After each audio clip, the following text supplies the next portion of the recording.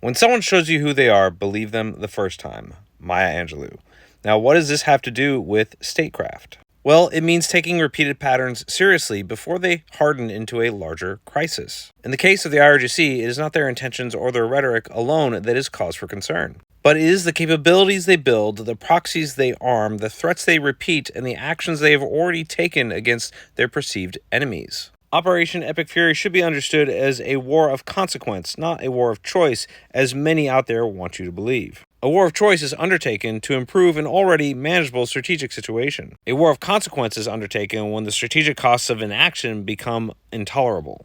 Prior to Operation Midnight Hammer, the U.S. faced an Iranian threat ecosystem consisting of their well-armed proxies and militias, their ballistic missile force, their drone force, and a nuclear trajectory that would eventually, had they gotten an actual nuke, would have eventually led down a larger regional war, if not a global one. You heard that right. The attainment of a nuclear weapon would have turned an otherwise regional conflict into a global war, leading to exponentially greater costs in both blood and treasure. Now, fast forward to February of 2026, and the U.S. and Israel are faced with a degraded nuclear capability within the IRGC, a degraded or reduced missile capability, and an economy in Iran that has been driven into the ground. So the U.S. and Israel are faced with a small window of time, a rare opportunity, a first of its kind, where the IRGC are finally at a weak enough point to ensure that they are not able to actually realize their mission set, their dreams, their goals. But we had to act fast, first through diplomacy and then by force, because the fear was that the IRGC would eventually and rather quickly reconstitute their ballistic missile force and launch capability, and then continue to pursue the eventual attainment of a nuclear weapon. And once they attain that nuclear weapon, they plan on using it. They have stated as much. They have referenced Israel as a one-nuke country because they plan on destroying it. That has been their stated goal from the start. But if you don't want to believe in this religious dogma, even though it's been what's driving their entire reason for being and all of their aggression towards Israel and the U.S., then believe in the more geostrategic position of being able to blackmail the entire world. And we're seeing this unfold in real time in their weakened state. They don't even have to have mines to cause a slowdown in the strait.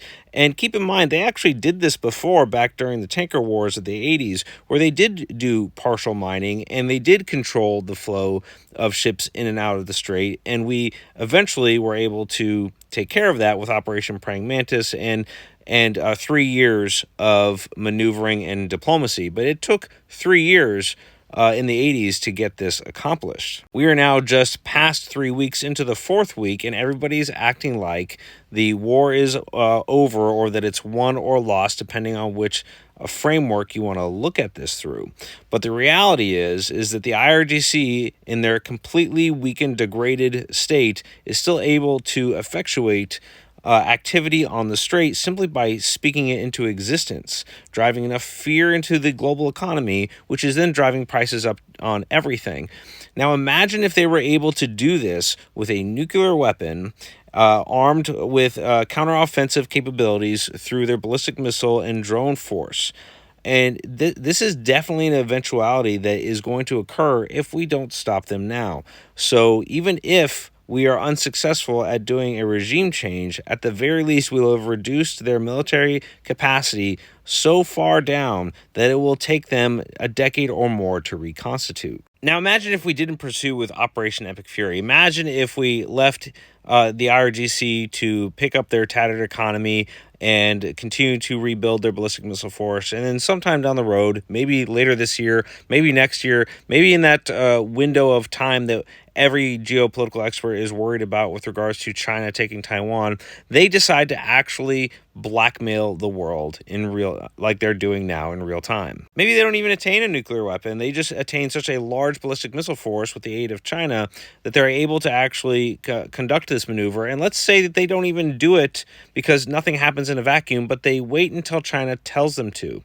What if we get into a scenario where Xi Jinping believes that he has the winning hand and decides to go for Taiwan, and part of that plan is to ensure that the IRGC blackmails the energy market of the world by holding the Strait of Hormuz hostage. So on one side of the globe, you have China holding Taiwan hostage, which blackmails the entire digital age of the global economy. And on the other side, you have their ally, the IRGC, blackmailing the energy sector for the entire world on the other side of the globe. And then you'll see a Cold War that we are currently in with China that nobody wants to talk about, that we've been in for over a decade, finally turn hot, finally go kinetic, and then you will have your world war.